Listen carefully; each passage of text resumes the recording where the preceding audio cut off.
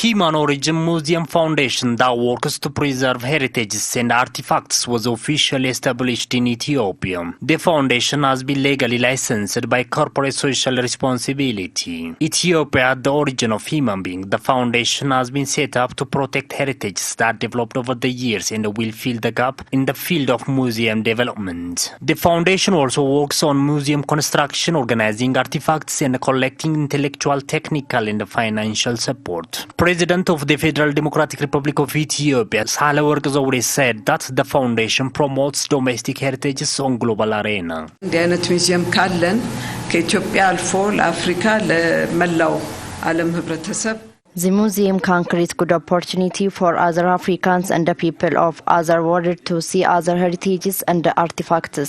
As you all know, we do have a plenty of heritages as different parts of the country that we can exhibit to the globe. President Sahle-Work also assigned as superintendent of the foundation.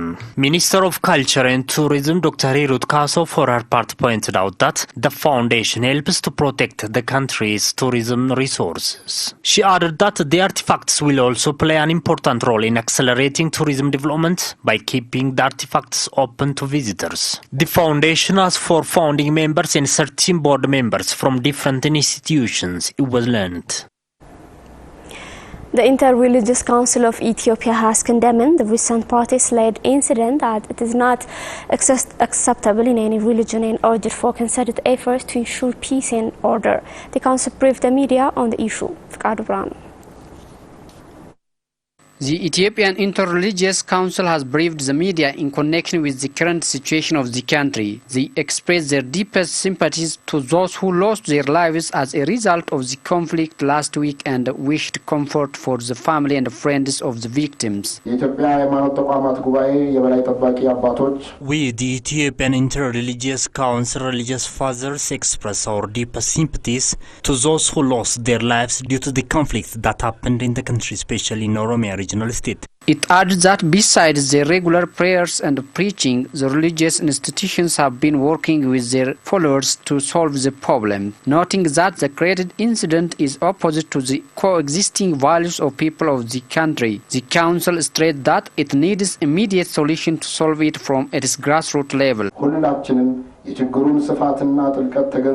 We all should understand the consequences of the problem and work together for mutual benefit because lack of peace can affect all of us. So cooperative work is crucial to ensure our peace. The council has also condemned the action of changing the incident to religious and ethnic conflict, adding burning religious institutions and killing religious fathers and innocent people is an unacceptable thing in every religion.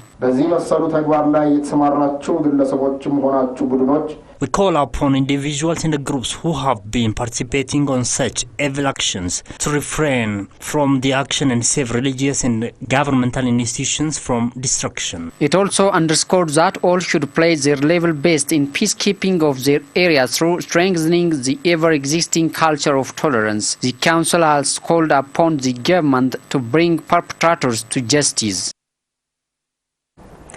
The Ethiopian universities are working to strengthen their long-standing cooperation with American universities. Delegates from the American Association of Higher Education and Universities have consulted with leaders of Ethiopian universities. Fqadu Branu again has more on this.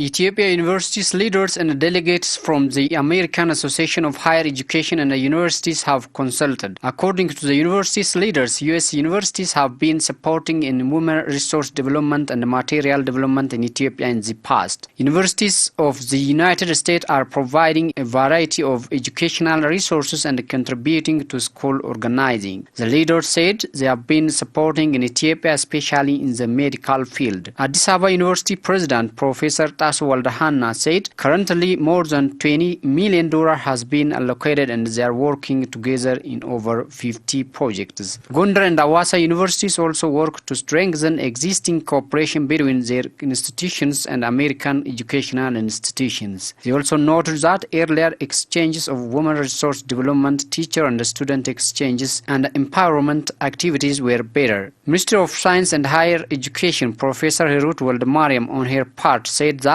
the two countries have maintained a colleague relationship in spite of their long-standing relationship with education. She said there is now a need for better relations between the two countries, adding the two countries have reached an agreement on strengthening ties with higher education institutions. The chairman of the Global First Initiative and Ohio State University, Professor Wonderson Gabriel, said the delegation is made up of various education institutions from the United States. According to him, the delegation is ready to offer voluntary assistance in issues of cooperation in the field of education in Ethiopia. Currently, there are 50 public and private universities in Ethiopia and more than 200 private institutions of higher learning. Addis Ababa University has been working in collaboration with its peers since 1915s.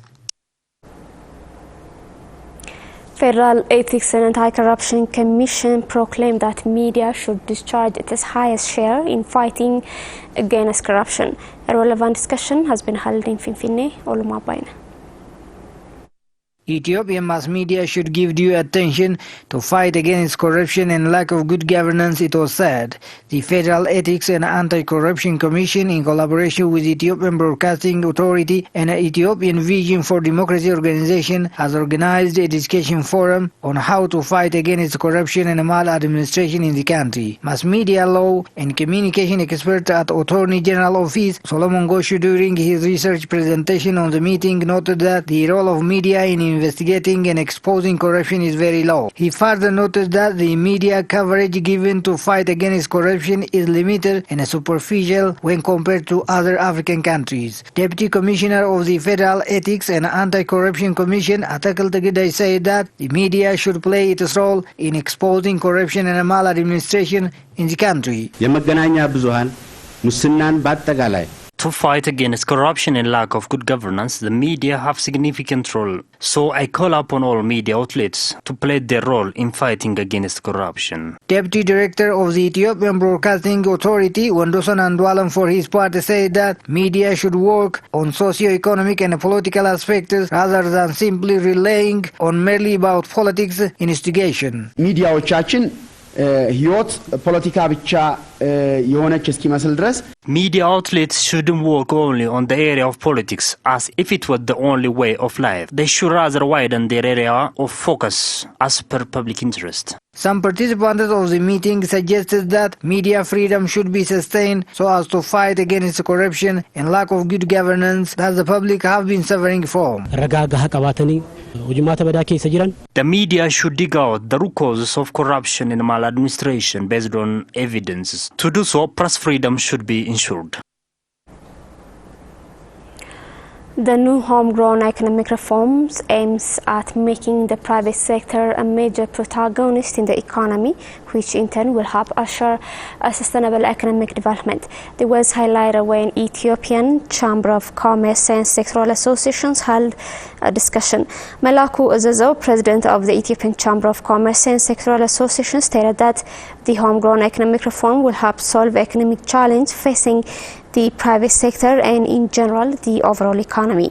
Further, Malakun mentioned that by studying and identifying problems on past macroeconomic policies, the reform targets on issues that ensure sustainable development. Fantaun Belay, fiscal policy advisor, said that while the economic growth that was achieved in the past 15 years brought huge dividends in health and education sectors, it has not been able to bring economic structural transformation.